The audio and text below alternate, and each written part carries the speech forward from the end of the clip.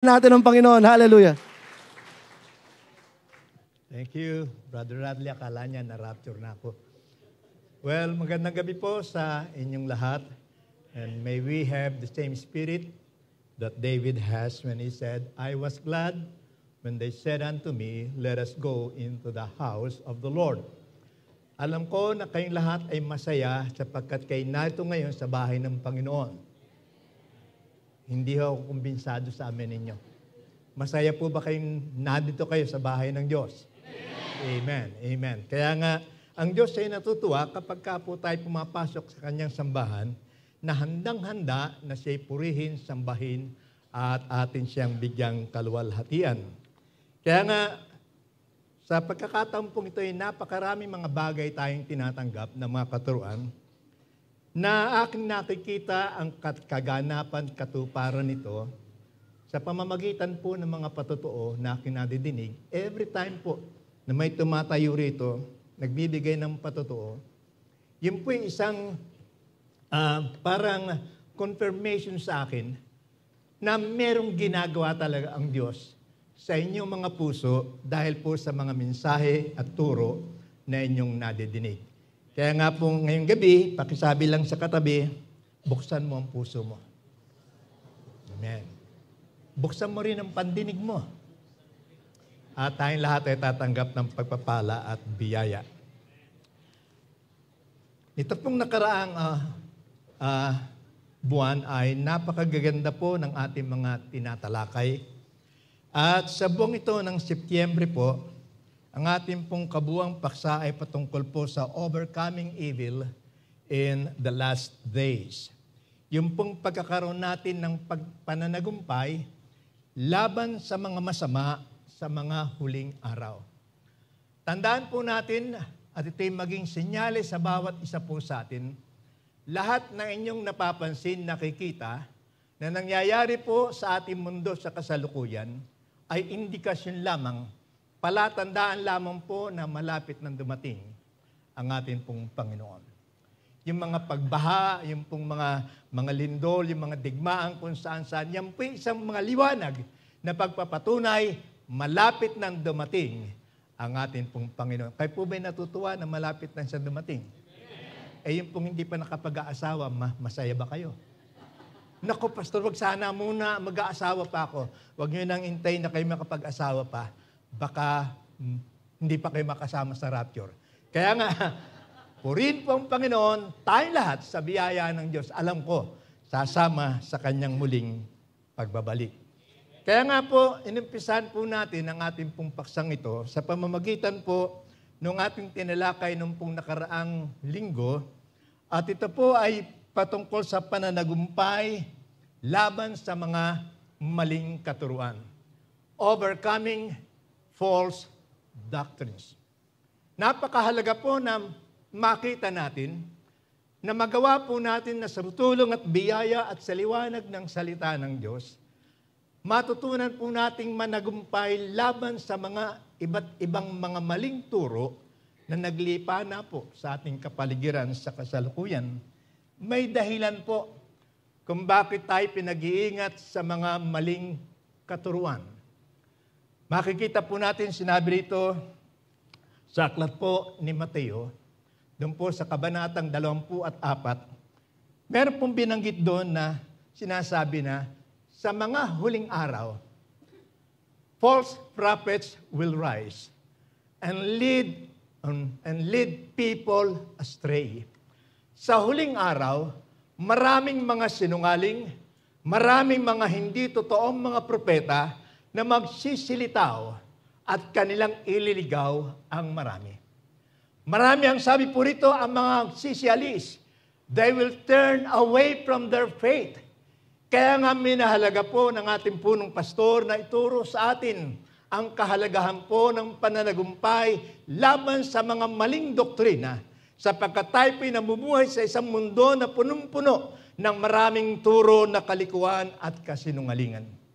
Kaya nga, sana po sa gabing ito at sa mga susunod pang mga pagtuturo na gagawin ng ating pong mga pastor, ating pong papasukin, ating tanggapin may pagpapasalamat ang mga katuroan kanilang ibabahagi po sa bawat isa po sa atin.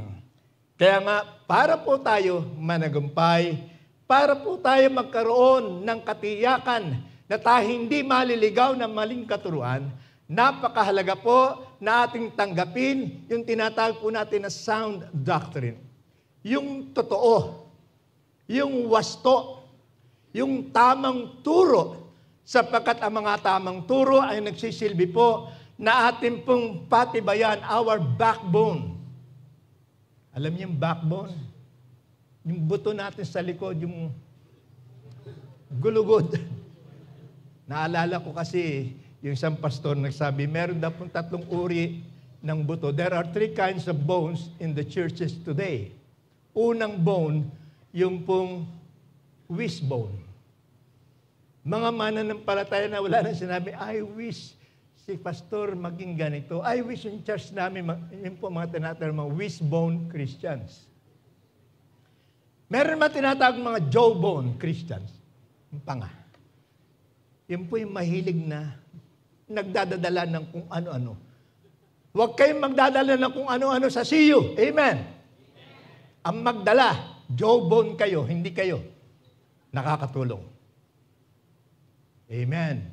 Tumahimik bigla. Kaya nga, ingatan po natin na tayo po yung masyadong nagiging masalita. At yung pangatlo, yung hinahanap natin ngayon, yung backbone.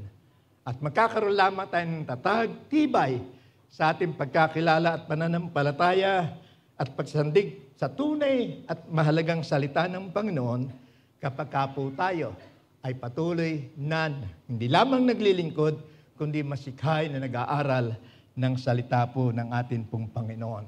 At isa pang pong bagay na mahalaga na matutunan din po natin ay yung katotohanan po na kailangan pong malaman natin that we need to have a steadfast faith, isang matibay, matatag na pananampalataya. At paano tayo magkakaroon ng matatag na pananampalataya? Yun po yung ating pag-uusapan ngayong gabi, to know how to overcome worldly cultures. Yun pong ating malaman kung paano tayo maaaring makapagtagumpay laban sa mga makamundong mga kultura, kabihasnan. Tayo po'y manalangin muna. Panginoon, salamat po sa gabing ito na kami meron ganitong mga pagkakataon na makapag-aral ng iyong mga salita. Banal na Espiritu, kapoy aming inaanyahan na pumasok, manirahan sa aming kalagitnaan, upang aming maunawaan ng mga turo na iyong gabi iahayag ng iyong manggagawa. Salamat po, Panginoon. Pinupuri ka po namin, pinasasalamatan sa pangalan ni Jesus. Amen. Bago po tayo dumako dito sa ano-ano mga bagay na dapat natin gawin para po tayo makapanagumpay laban sa worldly, makamundong mga kultura, gusto ko lamang pong balikan natin yung mahalagang talata na atin pong nalalaman na, pero maganda po na inuulit-ulit. Hindi po katakataka kung bakit yung ibang mga kaibayo natin sa pananampalataya, sa mga iglesia ni Kristo, matatag sila, matibay sila. Hindi mo basta makukuha ang isang iglesia ni Kristo na umalis sa kanilang religion at lumipat sa iba. Matatag po sila. Bakit po? Sapagkat sila'y meron tinatawag na indoctrination. Yung pong sila'y tinuturuan nung inaakala po nila na dapat na maging katayuan at dapat panghawakan mga turo sa banal na salita ng Panginoon. Kaya nga, huwag kayong magtaka kung bakit hanggang ngayon pinipilit po na buhayin si Eli Soriano. Makikita niyo sa TV, di ba? Sa dating daan. Ba, nagsasalita na naman. Bakit po? Inuulit-ulit yung kanyang ginawang pagtuturo noon. Inuulit ngayon upang yung lahat ng kanilang mga kasamahan sa kanilang pananampalataya ay magkaroon ng katatagan sa kanilang doktrina. Magkaroon sila ng tibay at tatag sa kanilang pananampalataya. At ito'y napakahalaga po para sa bawat isa sa atin. Minsan sinasabi na ba, kasi sa inyo walang indoctrination. Sino may sabi? Alam po ba niyo yung discovery class ay indoctrination yan?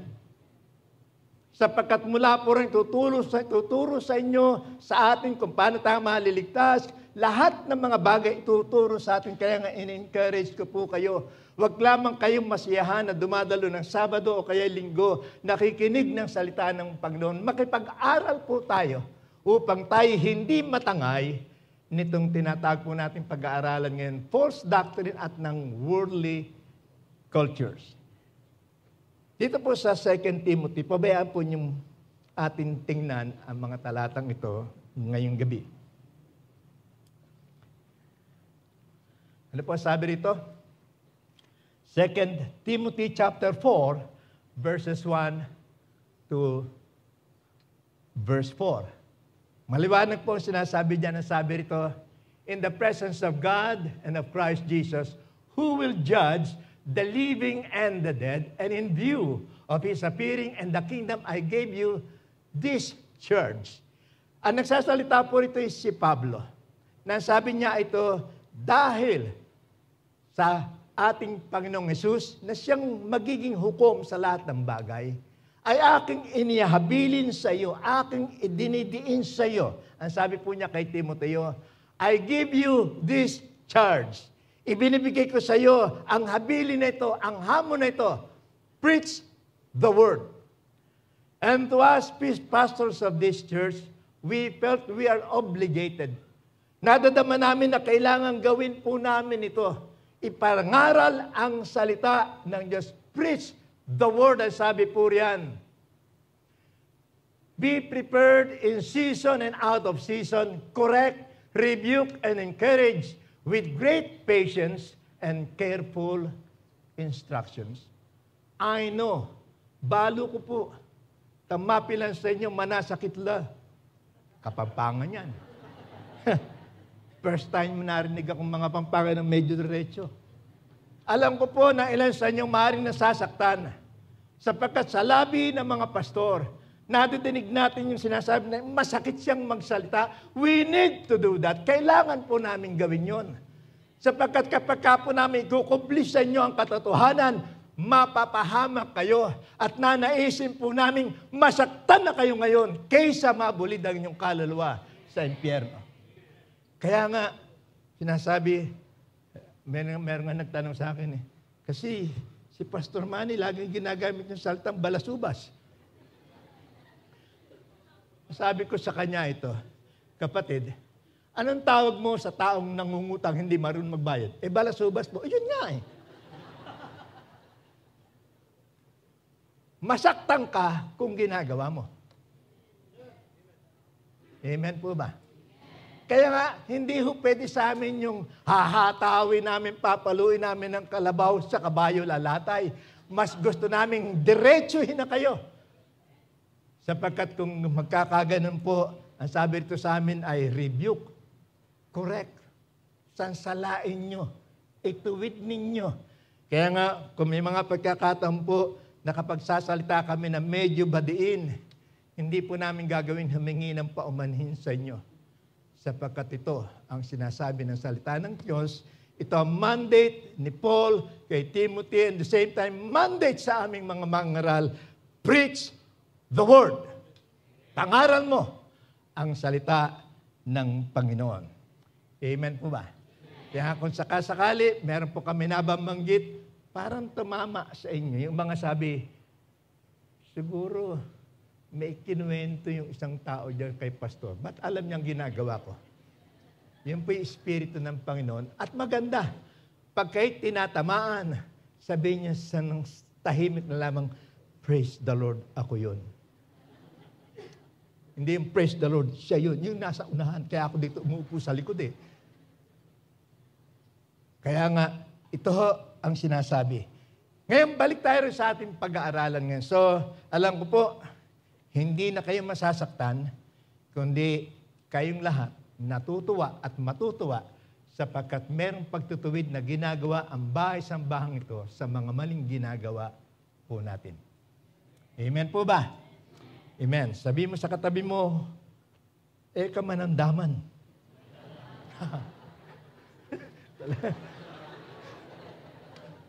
Tagal kong pinractice yan.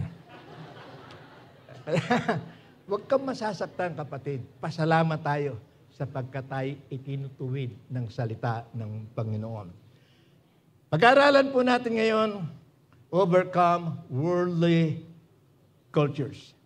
Dito po, binigyan pong kahulugan ang salitang culture. Ang sabi po rito ay, culture can be defined as all the ways of life, including arts, beliefs, and institutions of a population that are passed down from generation to generation. Culture has been called the way of life for an entire society.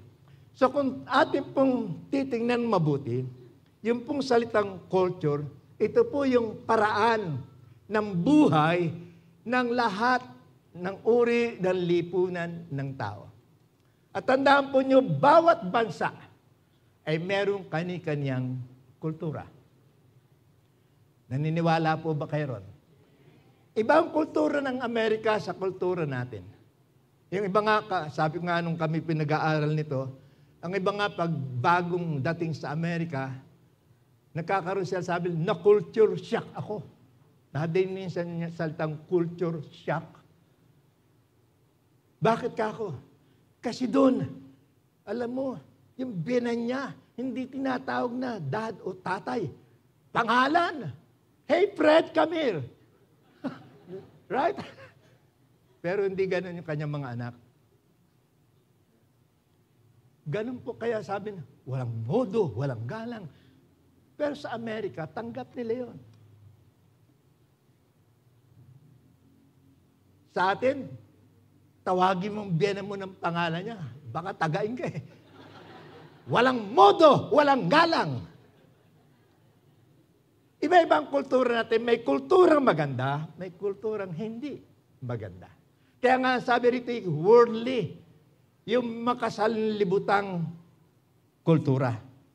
Another definition po, as such, it includes, sabi po rito, yung way of life, it includes codes of manners, dress, language, religion, rituals, art, norms of behavior as law and morality, and system of belief. Kaya maging sa uri po ng paniniwala, meron tayong kani-kanyang kultura. Siguro, isa sa malakas nating kultura dito ay yung paniniwala nating multo. Sino po rito naniniwala pa sa multo? Sino ang hindi na? Pinatataas ko ng kamay eh. Hindi ko sinabing amen. Kasi hindi na at hindi nangyayari na maaari po yung mga mahal natin sa buhay dahil mayroon na iwan siya, sasabihin natin, naku, nagpapahiwati si ganito kasi ganyan-ganyan. Kasi po, natutunan ko na, at ito ikukwento ko sa inyo. Meron kasi kaming inampon na isang matanda, tinaboy siya ng magulang ng kanyang mga pamilya. Inampon po namin.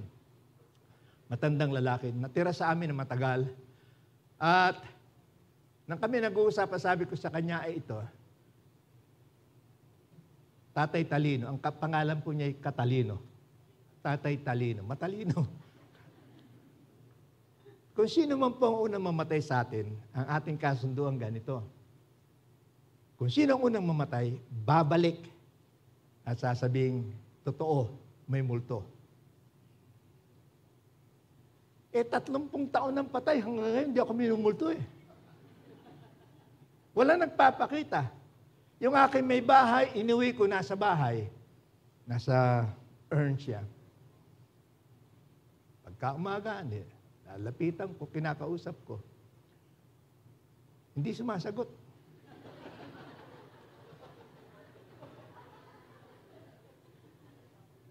Kailan tayo hindi sumasagot. Dahil hindi totoo, pero ginawa nating kultura. At yan po ang kultura nasisira. Bahagi po yan ng tinatawag po natin na false doctrine.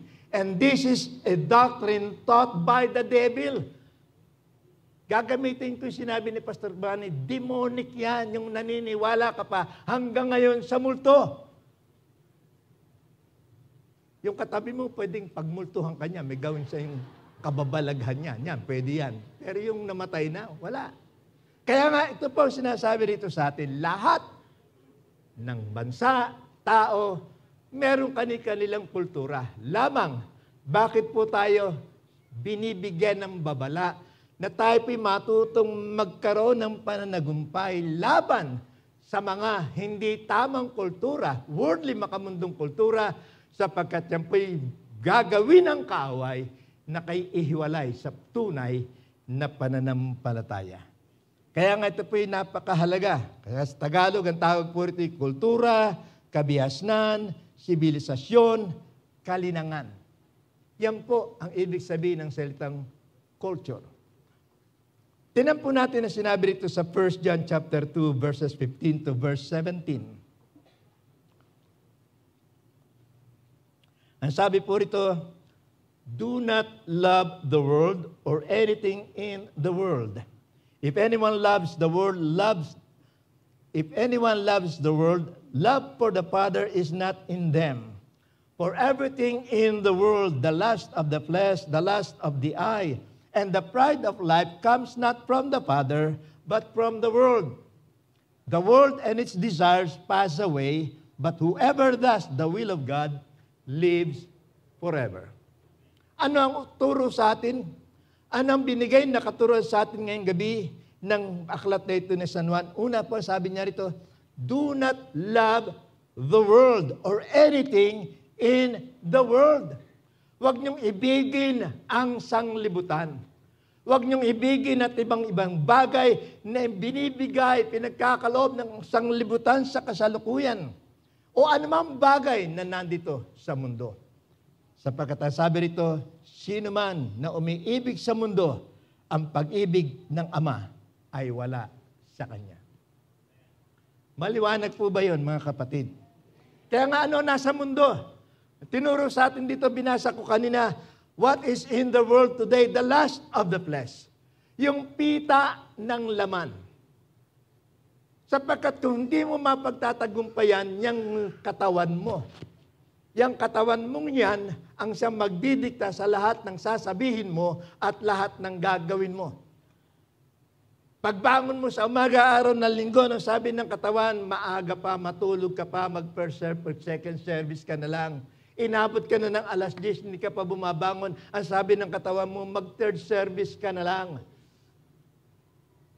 Nakakatulog na naman, napasarap ng tulog. Ang sabi ng katawan, mag-evening service ka na lang. Hanggang gabi, tuloy-tuloy, nakatulog na.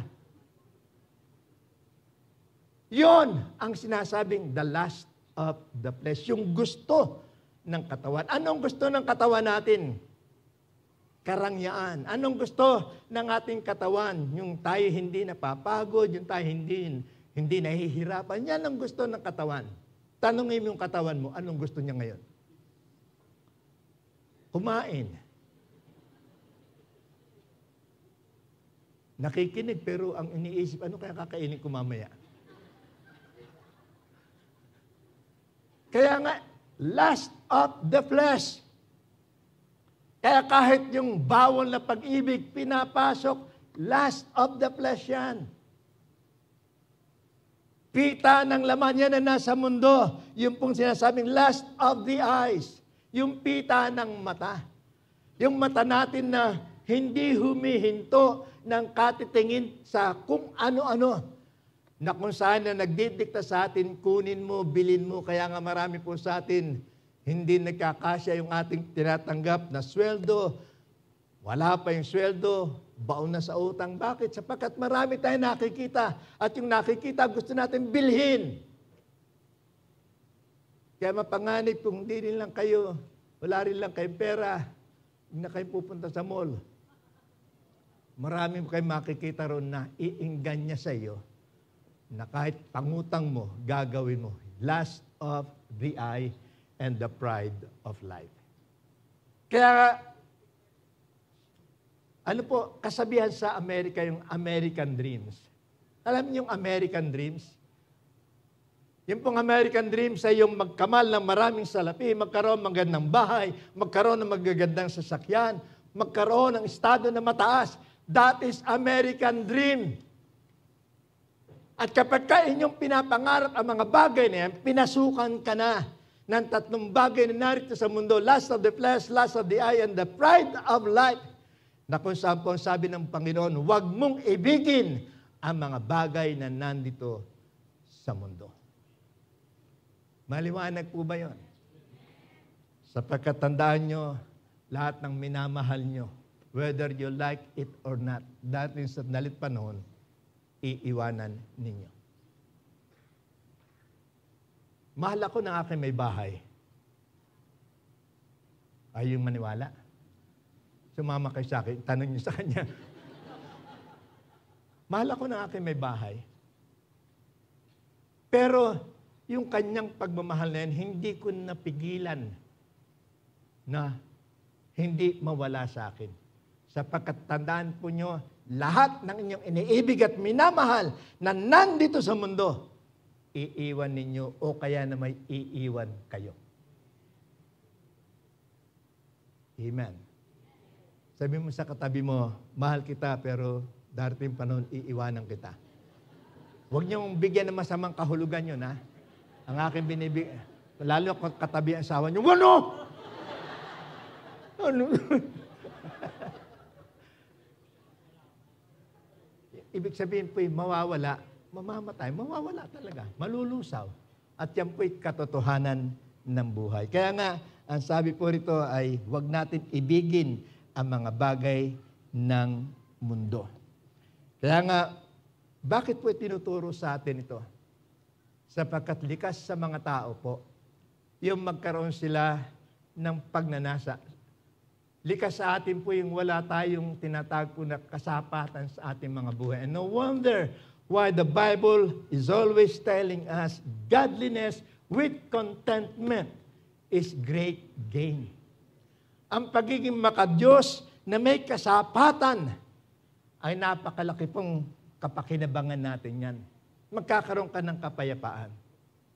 Sapagkat kahit na anong nakikita, meron ng kalapit mo, meron ng kapitbahay mo, meron yung ibang mga tao. Sapagkat kontento ka sa buhay mo, sapagkat nasa iyong Panginoon, hindi ka na magnanasa ng ano pa mang bagay, masaya ka. Amen. Meron po mga tao, pag-alaman ng kanilang pitaka, mga lalaki, pag-alaman ng kanilang mga pitaka ay mga 5,000 lang, hindi sila masaya.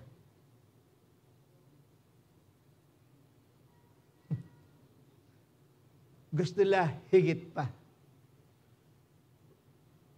Kaya nga ito po yung pangalagaan po natin. Kaya nga, ang unang pointer po natin na ito. Ang sabi po rito sa James chapter 4, verse 4. Pinag-iingat po tayo sapagkat ang sa tinuturo po sa atin para natin mapagtagumpayan ang hindi magandang kultura na binibigay ng mundo sa atin ngayon. Kailangan po, never make friendship with the world. Huwag kang magkaroon ng anumang relasyon o pakikipagkaibigan sa mundo. James 4:4, ang sabi po rito, you adulterers, do you realize that friendship with the world makes you an enemy of God? I say it again, if you want to be a friend of the world, you make yourself an enemy of God. Pag sinasabi po itong world, do not make friendship. Huwag kang magkaroon ng pakikipagkaibigan, pakikipag-ugnayan sa mundo. The world that is mentioned here, hindi yung literal na mundo. Ang binabanggit na mundo rito ay yung sistema, yung mga prinsipyo na nasa mundo ngayon. Anong prinsipyo ng mundo ngayon? Ang prinsipyo ng mundo, narinig ko sinabi ni Pastor Manny ito, masama ang magnakaw, huwag ka lang pahuhuli. Hindi masama ang magnakaw, huwag ka lang pahuhuli. Basta marami tayo, okay. Majority always wins. Yan po ang sinasabi na impluensya ng mundo. Kaya nga sabi sa atin, huwag natin ibigin ang pamamaraan ng mundo. Do not love the principles and the systems of this world. Sapagkat kapag ka po ginagawa natin ito, ang sabi rito, ginagawa po natin, kaaway natin ang Panginoon. Kaya mabigat po yung unang banggit dito, you adulterers. And by the way, let me clarify this. There's a difference between adultery and fornication. The difference is this. Yung pong adultery o pakikiapid a relationship between two married people. That is adultery. Yung pong fornication ay relationship ng isang married at ng isang unmarried. Yun po ang pagkakaiba. Maliwanag po ba yun? Hindi ko tinuro ito para gawin nyo. They are both equally sin before God. Kasalanan yan, kay adultery yan, kay fornication yan. Kasalanan pa rin yan. Kaya lang, madalas sinasabi natin adultery. Kaya nga, niliwanag ko lamang po. Ngayon, bakit sinabi ito? You adulterers. Kayong mga mapakiapid. Ibig pong sabihin na tayong mga mananampalataya, hindi dapat na tayo nakikiapid. Hindi dapat na tayo nakikipagrelasyon sa sistema, prinsipyo ng mundo na ginagawa sa ating panahon sa kasalukuyan. Kaya ito po'y maliwanag sapagkat binabanggit po, kapag ka ikaw ay kaibigan ng mundo, nagiging kaaway mo ang Diyos. Maliwanag po ba yan, mga kapatid? Sapagkat ito'y sinasabi sa atin, friendship with the world makes you an enemy of God. Hindi namin salita yan. Yan po'y salita ng Panginoon. Kaya kung hanggang ngayon, ang isip mo puro makamundong bagay pa rin, puro pagkita ng salapi, puro mga bagay na pang sarili, makamundo ka, at pagkay makamundo, kaaway ka, kalaban ka ng ating Panginoon. Wala na nakapag-amen doon. Kaaway ka. Kaaway tayo ng Panginoon kapag ka po tayo merong pakikipag-ugnayan sa mundo. Kaya binabanggit po rito na iwasan po natin, gawin natin na tayo huwag magkaroon ng anumang pakikipag-ugnay sa sistema ng ating mundo sa kasalukuyan. Isang kapatid po ang dumating sa bahay. Wala naman siya sinasabi, pero alam ko na siya po isa sa mga kumakandidato dito bilang kagawad sa ating pong barangay. Sa bagay lang ang aking sinabi sa kanya, maupo ka o hindi, mahalal ka o hindi, huwag mong bibitawan ang prinsipyo ng Panginoon. Sapagkat nakakatakot po sa politika, kahit anong gawin mong gustong pagpapakalinis, pag hindi ka maingat, madudumihan ka. Kaya nga ito po, kung bakit tayo inuutusan? Hindi pinakikiusapan, kundi inuutusan na huwag kang makilahok, huwag kang makiisa sa mga sistema, prinsipyo ng ating mundo sa kasalukuyan, sapagkat kung magkakaganon, katulad ng aking nababanggit, magiging kaaway ka ng Panginoon.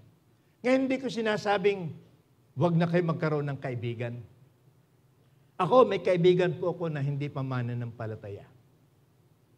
Sino po rito may kaibigan na hindi pa Kristiyano? Tayong lahat, meron. At huwag natin gagawin na sasabihin, ay, Kristiyano ako, hindi pwede akong makipagkaibigan sa iyo. Pag meron nakikipag-shake hands, Kristiyano ka ba? Ay, hindi. Uy, hindi naman ganun. Kailangan nga nila makita ang ilaw sa atin, di ba? Makipagkaibigan ka, pero huwag kang sumunod doon sa maling gawa na ginagawa nila. Ikaw ang kanilang sundan, hindi ikaw ang sumunod sa kanila. Sabi ni Pastor Jessup kanina, hindi tayo pinagbabawalang makisama. Ang bawal ay makisama tayo sa kanila. Maliwanag na maliwanag po yung sinabi ng ating youth pastor. Kaya nga ito po binabanggit sa Romans chapter 12 verse 2. Ano sabi po rito? Don't copy the behavior and customs of this world, but let God transform you into a new person by changing the way you think. then you will learn to know God's will for you, which is good and pleasing and perfect. Napakahalaga po ng binanggit na ito ni Apostol Pablo. Huwag mong gayahin ang kilos, ang mga pamamaraan, the customs of this world. Naalala ko po yung verse na lagi natin ginagamit. Kaya po tayo sinasabi na umiwas na makisama sa mga bagay na makamundong bagay. Sapagkat maliwanag po ang sinabi rito sa 1 Corinthians chapter 15, verse 33. Ito po yung madalas nating nababasa, napapakinggan sa mga sermon na ating pong nadidinig itong nakaraan. Ang sabi rito, evil companionship corrupt good morals. Yung pong pakikisama sa hindi mabuti, pakikisama sa masama, ay sumisira ng ating pong mga karakter. Kaya nga meron tayong kasabihan, tell me who your friends are, and I will tell you who you are. Sabihin mo sa akin kung sino ang mga kaibigan mo, at sasabihin ko kung sino ka. Pag sinabi mo, kaibigan ko, si Asyong Salonga, kaibigan ko si Tiagong Akyat, puro mga notorious, Aba, sasabihin ng tao, hindi malayo. Nahahawa na ito sa gawa ng mga ito. Kaya nga maging maingat po kayo. Sasabihin ko sa inyo, piliin po nyo ang inyong mga kaibigan. Amen. Yung pong makapagpapatatag, makapagpapatibay sa inyong mga pananampalataya. Kaya binanggit ito, huwag niyong gayahin ang sistema at pamamaraan ng mundo. But let God, yung pong sabi ito, hayaan ninyo na kayo'y baguhin ng ating Panginoon sa isang bagong pagkatao upang mabago rin ang pamamaraan ng inyong mga pag-iisip. Kung magkakagayon, ang sabi rito, you will know, malalaman nyo ang kalooban ng Diyos at ang kalooban ng Diyos ay mabuti at kasiyasiya at sakdal. That is the will of God. Kasiyasiya, mabuti at sakdal. 2 Corinthians chapter 6 verse, dito po sa pangbagay talata gusto kong basahin po natin. Dito po sa 2 Corinthians chapter 16 verse 14. Yung pong talata, bago yung basahin po natin yung amin na pag-aralan po nung Friday. 2 Corinthians 16:14. Ano po ang sabi riyan? Do not be unequally yoked together with unbelievers. Most of the time po, karaniwan po maging sa mga pastor, ginagamit nila ang verse na ito para lamang sa pagpili ng kapareha sa buhay. Kaya nga most of their counseling, pag may lumalapit ng counsel, gustong mag-asawa. Sino itong gusto ng mag-asawa? Wala. Okay, maganda yan. Kaya nga pag humihingi ng payo, agad sasabihin ng pastor, i-quote niya itong 2 Corinthians na ito sa chapter 16, verse 14. Do not be unequally yoked. Ito po'y hindi lamang para sa mga magsing-irog na gustong mag-asawa o magpakasal.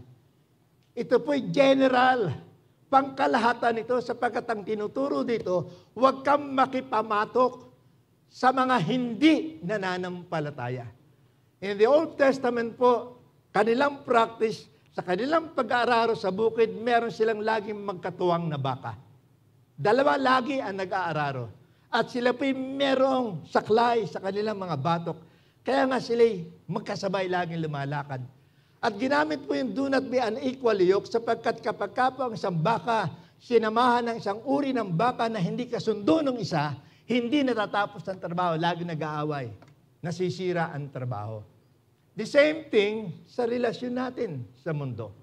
Kaya ang sabi rito huwag kang makipamatok sa mga hindi naniniwala o nananampalataya sapagkat anong merong pakikipag-ugnayan ang katwiran sa kawalang kautusan at anong merong pakikisama ang ilaw, liwanag sa kadiliman. Hindi pwedeng nagsasama yan.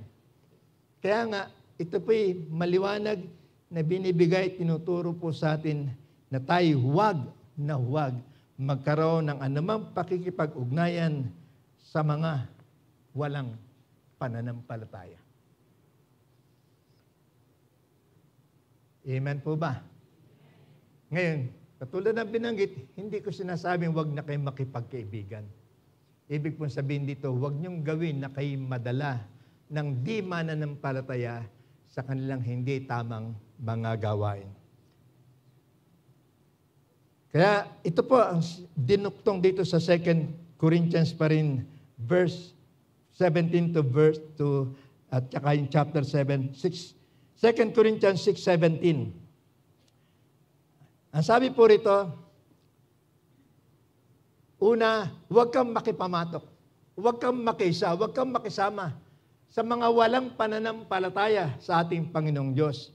Ang bilin, hindi lamang huwag kang makisama, kundi binigyang din dito sa chapter 6 ng 2 Corinthians verse 17, ang sabi rito, therefore, kaya nga, sapagkat sinasabi ko na sa inyong hindi pwedeng magsama ang liwanag sa kadiliman, hindi pwedeng magsama ang mananampalataya sa di nananampalataya. Kaya nga, anong sabi rito? Therefore, come out from among them. Humiwalay ka sa kanila. Hiwalayan mo ang iyong sarili sa kanila. Sabi ng Panginoon, don't touch their filthy things.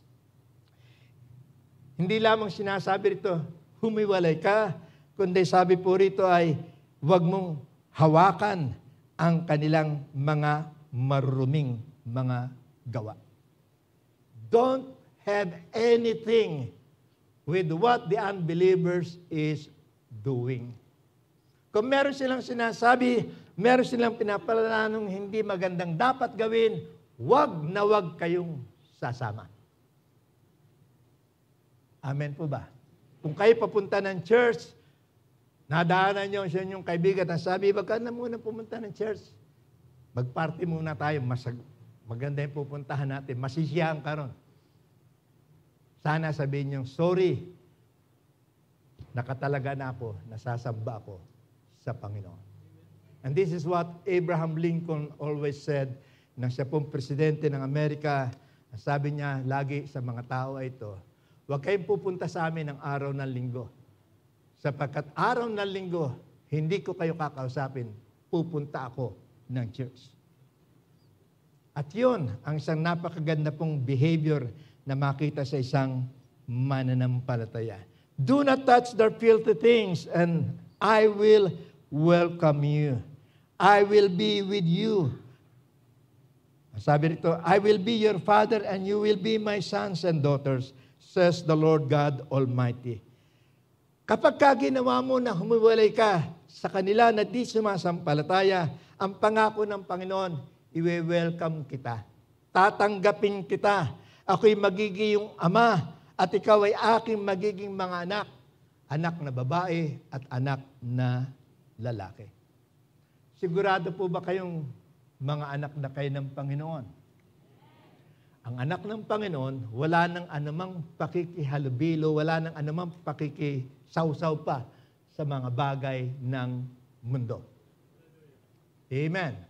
Mas magandang diretso sana ay katulad tayo ng mga karitela na may hinihila ng kabayo. Alam ba niyo yung kabayo, meron sila nung nakalagay dito eh. Ano tawag doon? Tuklasin ninyo, sabihin niyo sa akin. Magtanong kayo sa kotsero ko ano yun. Nakalagay dito, hindi nakatakip kundi nakaganyan para diretso ang kanilang tingin. Hindi yung kung saan-saan sila tumitingin. Yun ang gusto ng Panginoon sa atin. Diretso ang ating buhay. Huwag tayo lingon ng lingon, tingin ng tingin sa kung ano ng bagay ng mundo. Baka marahuyo ka. At malaman mo na lamang na ikaw pala ay nakuha na ng kaaway. Kaya nga, never make friendship with the world. Meron pong magandang binanggit dito sa chapter 7, verse 1. Ang sabi rito, because we have these promises. Ano yung promises na ito? Na siya'y ating magiging ama, tayo kanyang magiging mga anak, at sapagkat dahil sa mga pangakong ito, ang sabi ng salita ng Panginoon, let us. Dahil may pangako, ang mga pangako ng Panginoon ay napakaganda, gagawin niya tayong kanyang mga anak. Ang hamon sa atin, let us cleanse ourselves from everything that can defile our body or spirit, and let us work toward complete holiness because we fear God. Alam ba nyo na tapos na ang trabaho ng Panginoon sa atin? Ginawa na ng Panginoon ang pagliligtas sa atin. Tayo naging matuwid na. We are now justified sa pamamagitan ng pananampalataya natin sa Panginoon. Matuwid na tayo. Kaya lamang po ang pananatili nating matuwid at malinis, hindi na nakasalalay sa Diyos yan. Nasa atin na po. Kaya wag niyong utusan ng Panginoon, Panginoon, linisin mo uli ako. Nagkasala po ako, ako'y nahulog uli sa kasalanan. Linisin mo ako. Hindi natin trabaho utusan ng Diyos na linisin tayo. Tayo ang dapat magkaroon ng pagnanasa sapagkat ang sabi ng salita ng Panginoon, let us cleanse ourselves from everything. Amen. Kaya nga, alam ko, marami sa inyo, karamihan na narito, bago pumunta, naligo. Ano kaya tanong ko, sinong hindi naligo? Walang magtataas ng kamay. Naglinis tayo. At kapag kayo nasa lansangan, maghapon, pag uwi niyo ng bahay, maliligo kayo, maglilinis kayo. Bakit? Sapagkat alam nyo na dumihan kayo. Hindi natin sinasabing, Panginoon, nagpunta ako sa mall, narumihan ako, pwede ba paliguan mo ko? No! Ikaw ang gagawa sa pamamagitan ng iyong relasyon sa Panginoon na maglinis ng iyong sarili. Amen.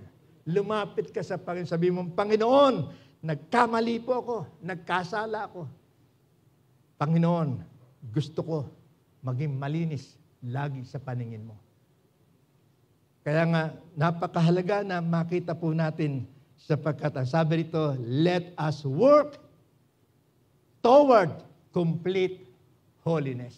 Tayong lahat sama-samang magtrabaho, sama-sama nating pagnasain na tayo tumungo doon sa daan na kung saan merong makikitang kabanalan sa ating mga pamumuhay. Ay, hindi pa naman tumataas yung ano yan. Dito po sa isang talata pa, sabi rito, blessed is the man, Psalms 1, verses 1 to 3, who walks not in the counsel of the wicked, nor stands in the way of sinners, nor sit in the seat of scoffers.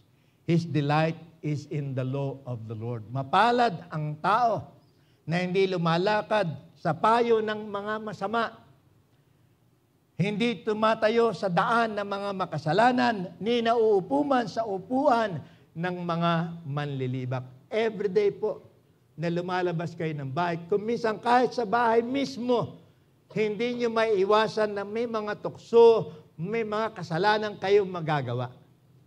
At dahil dito, kung kinikilala natin na tayo nagkasala, tayo mismo ang gagawa ng paraan upang ang ating kasalanan mahugasan, malinis ng ating pong Panginoon. Ingatan po ninyo ang inyong mga spiritual na relasyon sa ating pong Panginoon. Amen. Sapagkat meron pong pangako ang Panginoon pagka pinananatili ninyong malinis ang inyong sarili sa mga bagay ng mundo. Ang sabi ito, lahat ng inyong gagawin, kanyang pagpapalain. So those people who walks not doon sa worldly culture, kundi humiwalay siya sa mga bagay ng mundo, ang pangako ng Panginoon, anumang inyong gawin, pagpapalain ng Panginoon. Kahit nagtitinda ka lang ng yung ice candy, Pagpapalain ka ng Panginoon. Huwag mo sabihin, ice candy lang, ano ba naman ang kita rin? Hindi mo alam, pagpapalain ka ng Diyos. Pagpapalain lahat ng ginagawa nyo kapag ka tayo natutong humiwalay sa gawa ng mundo. Amen. Pangalawa po, sabi rito, understand that you are a citizen of heaven. Inyong pakatandaan na kayo ay mamamayan ng langit. Sino po natutuwa na sila'y citizen of heaven na? Amen. Sinong gustong pumunta na sa heaven? Ali? Sayang, hindi ko nadala yung aking airgun eh. Parang lahat ang gustong pumunta na heaven, bariling ko na at nandun na sila. Naalala ko po kasi nung nag-apply ako ng US citizenship. Karaan po ng ilang mga linggo, ilang buwan, tumanggap ako ng letter, sulat na nagsasabing may interview ako. So nagpunta po ako doon sa immigration. Talagang nag-visa ko ng maayos. At in-interview, alam niyo, may mga tanong sila na tinitingnan lang nila kung tatanggapin ka bilang US citizen. Nagulat ako, ang tanong niya sa akin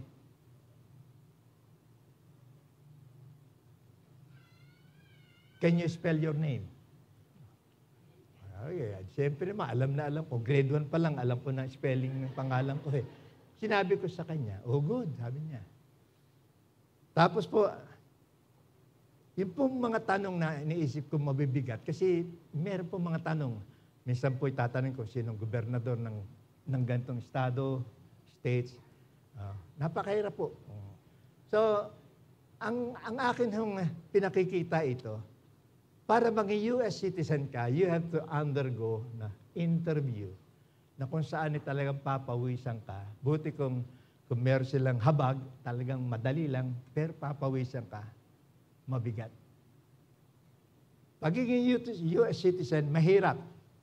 Pero, ang maging citizen of heaven, walang interview. Lumapit ka sa akin, ikaw na napapagal, nabibigat ang lubha, bibigyan kita ng kapahingahan. Walang tanong na mahirap. Tanggapin mo si Kristo bilang iyong tagapagligtas, mamuhay ka ng maayos, citizen of heaven ka. Akala ko paawit sa akin yung Star Spangled Banner hindi ko alam yun. Hanggang ngayon, hindi ko pa alam yun. Kaya nga, pagka ako ibabalik ka, interviewin ulit, itatanong sa akin yun, kantahin mo nga Star Spangled Banner. Naalala ko lang yung tinuro ni Brother Fred sa akin Oh, Jose, can you see? Jose, si Jose.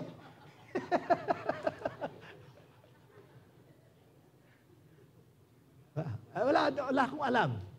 Pero, ang nakatutuwa po, we are all now considered as citizens of heaven, children of God, because we accepted Christ as our personal Savior.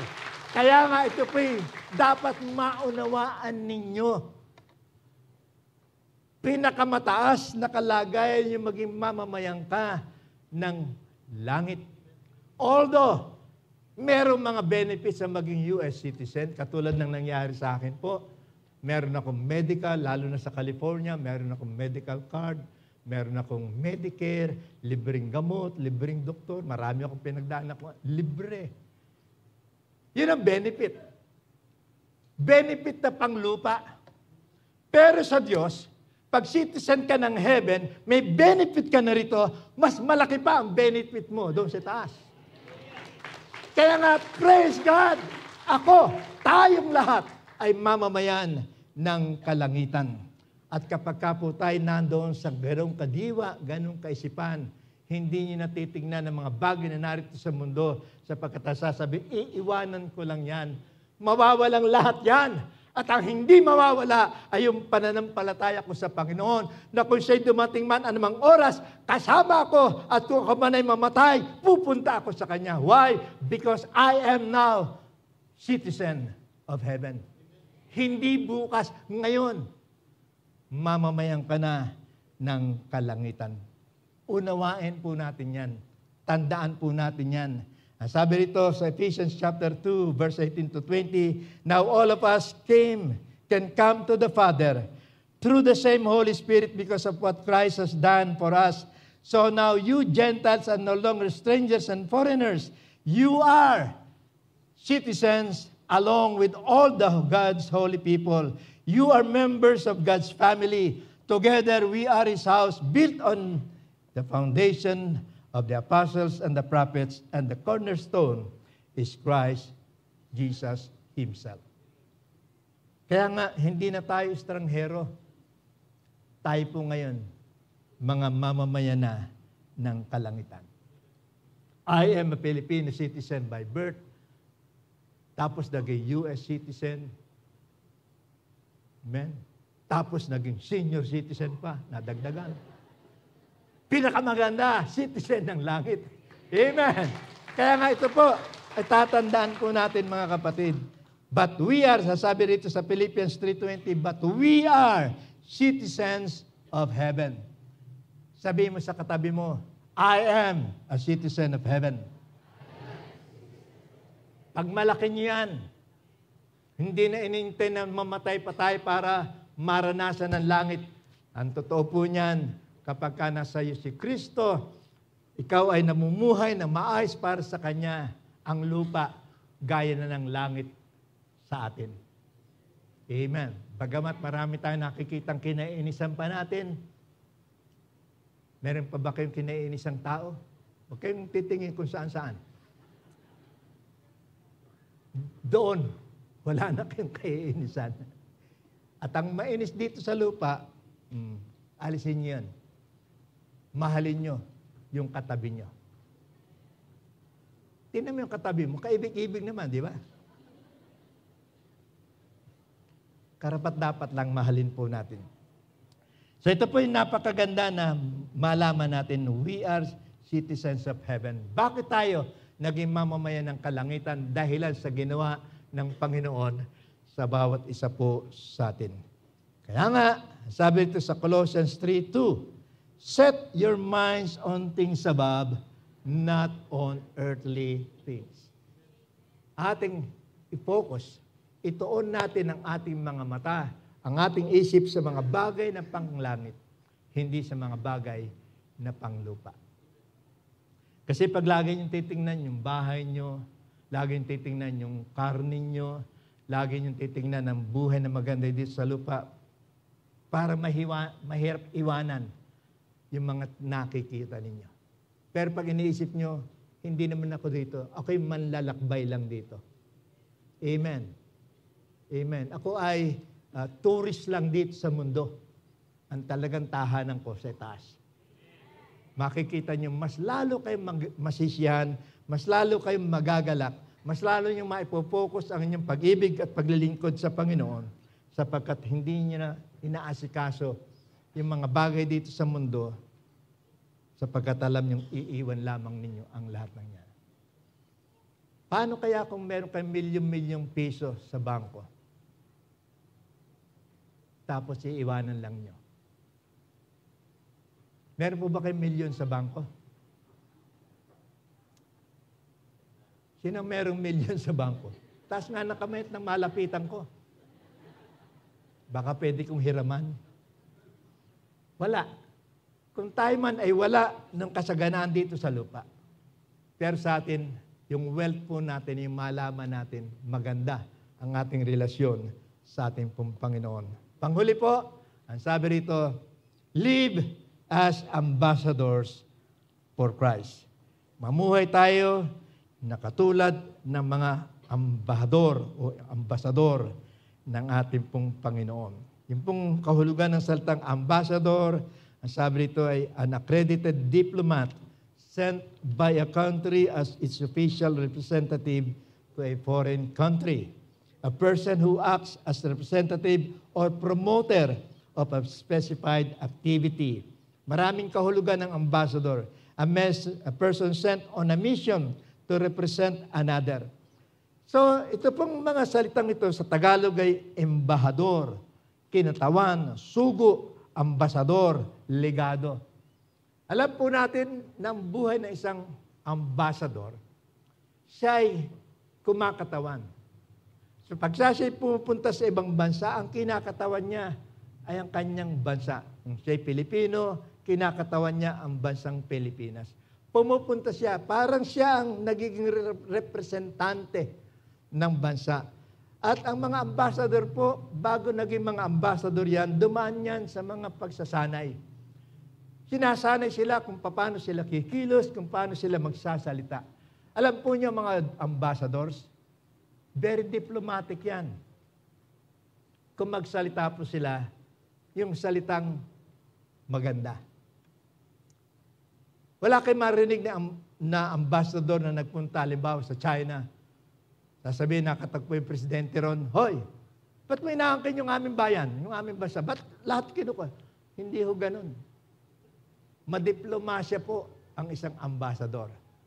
Sa mga mananampalataya, iwasan yung magsalita kayo na nakakasakit ng damdamin ng inyong kapwa. Bilang ambassador, isa ang mensahe po natin ng ambassador po ng isang bansa. Ang sinasabi lamang niya ay yung sinabi ng presidente sa kanya at yun ang sasabihin niya sa bansa na kanyang pupuntahan. Isa ang sinabi sa atin ng Panginoon as ambassadors, go into the world and preach the gospel to every creature.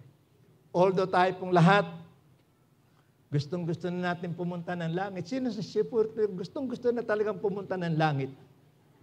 Wala na nagtataas ng kamay. Lahat tayo talaga may pagnanasa na kung pwede lamang po, sabi ko nga ay, sana, sana anytime this moment, dumating ang Panginoon. Pero, hindi pa nangyayari. At meron pong purpose ang Panginoon. Although we are called citizens of heaven, but we must do something.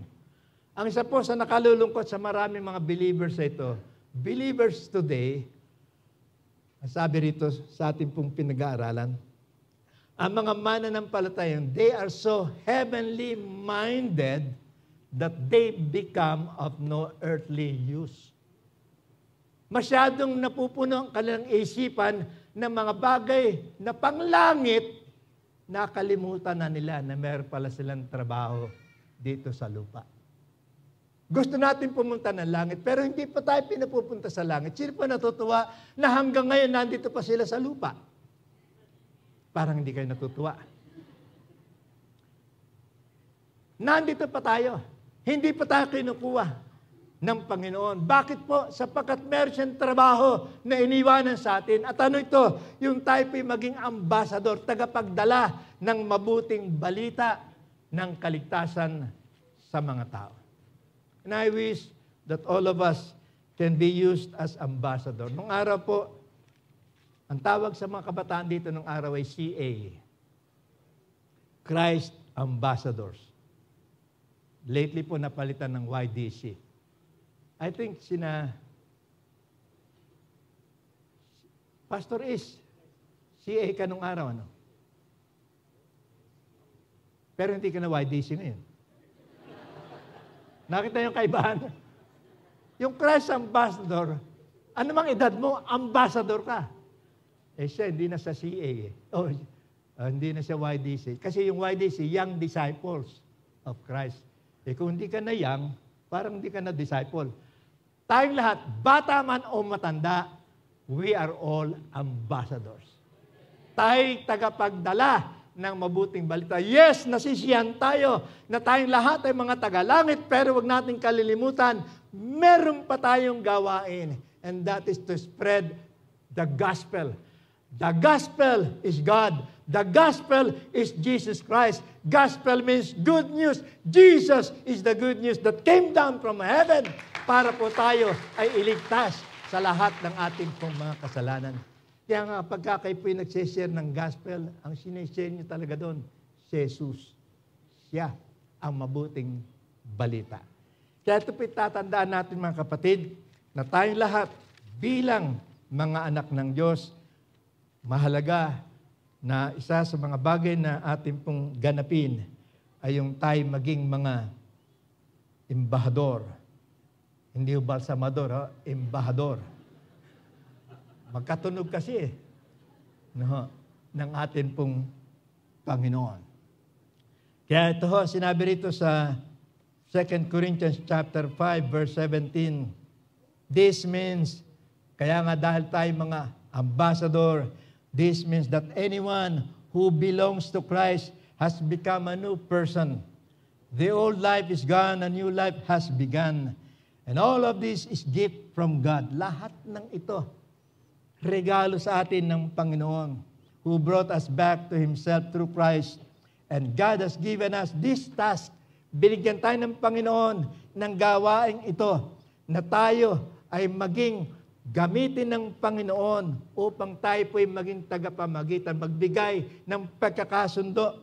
This task of reconciliation or reconciling people to Him. Iyan ang trabaho natin, pagkasunduin natin ang tao at ang Panginoon. Amen. Huwag kayong maging ambassador ng paghihiwalay. Huwag kayong maging ambassador ng pagkagagalit ng tao. Nagdadala kayo ng balita na kung ano-ano, sabi sa iyo, alam mo kapatid, sabi sa iyo ng kasama ko sa iyo, ganito ka. Hindi ka ambassador, embahador, balsamador ka.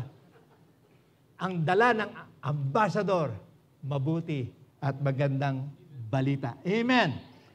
Kaya nga sabi rito, binigyan tayo ng trabaho ng Panginoon bilang ambassador niya, pagkasunduin natin ang tao at ang Diyos. For God was in Christ reconciling the world to Himself, no longer counting the people's sins against them. And He gave us this wonderful message of reconciliation. Binigyan tayo ng napakagandang mensahe. At ito yung mensahe ng pagkakasundo. Verse 20, so we are Christ ambassadors. Sabihin niyo, Christ ambassadors. Tayong lahat ay ambassador ni Kristo. God is making His personal appeal to us. We speak for Christ when we plead, come back to God. Yun ang sasabihin natin sa mga tao. Bumalik ka sa Diyos. At kapag po ginagawa natin ito, napakaganda na kung saan nagagawa po natin yung kalooban ng Panginoon sa ating buhay. And ito ang isa sa mabuting bagay na dapat po nating gawin, na tayo po ay umiwas sa mga makamundong mga kultura. Gawin po natin na ang gawin po natin ay yung sinasabi ng salita po ng ating Panginoon. Kaya nga, ang habilin sa atin ng Panginoon, Great Commission po, therefore, kaya nga, humayo kayo at gawin niyong alagad ang lahat ng mga bansa. Bautismuhan niyo sila sa pangalan ng Ama at ng Anak at ng Banal na Espiritu at turuan niyong sumunod sa lahat ng bagay. Sapagkat inuutusan ko kayo, I have commanded you. At sabi rito, and surely I am with you always, even to the very end of the age. Napakagandang pangako po sa atin ng Panginoon, hindi niya tayo iiwanan. Yung katabi mo, pwedeng iwanan ka balang araw niyan. Pero ang Diyos, hindi ka iiwan. Kaya nga, sa Kanya po tayo kakapit. Kaya nga, nasasabihin natin, I am not ashamed. Ito ang sabi ni Pablo sa Romans chapter 1, verse 16, for I am not ashamed of the gospel. Hindi ko kinahihiya ang Ebanghelyo. Hindi ko kinahihiya ang aking Panginoong Hesus. Sapagkat ito'y kapangyarihan ng Diyos na nagdadala ng kaligtasan sa lahat na mananampalataya, una sa mga Hudyo, pangalawa sa mga Hintil. Kaya ito po ang pangako ng Panginoon sa atin. Utos ng Diyos sa atin. Break every worldly culture. Embrace yung pong kultura na tinuturo ng Panginoon at ang kulturang tinuturo sa atin ng Diyos sa ito, tinanggap niyong walang bayad, ipamahagi niyong walang bayad. Ano yung walang bayad? Yung kaligtasan na binigay sa atin ng ating pong Panginoon. Kaya ito po ang isa sa mga mahalagang bagay na makita po natin. Maging mapagpasalamat tayo. For God has given us this privilege, not a responsibility, but privilege to be used as ambassadors for Him. Na ating gagawin puntahan ang mga tao at sabihin natin sa Kanya, ang kabutihan ng Diyos. Kaya nga, in order for us to overcome worldly cultures, never make friendship with the world. Understand that you are a citizen of heaven. Live as an ambassador of Christ. Sabi rito, magagapi natin, we can defeat the evil culture of this world by relying on Jesus alone. Magagawa po natin mapagtagumpayan ang lahat ng masamang kultura ng mundong ito sa pamamagitan ng ating pagtitiwala, sa pamamagitan ng ating pananampalataya, hindi sa church, hindi sa tao, kundi kay Jesus lamang. At yan ang ating pong kakatandaan. Amen. Tayo lahat may tumayo.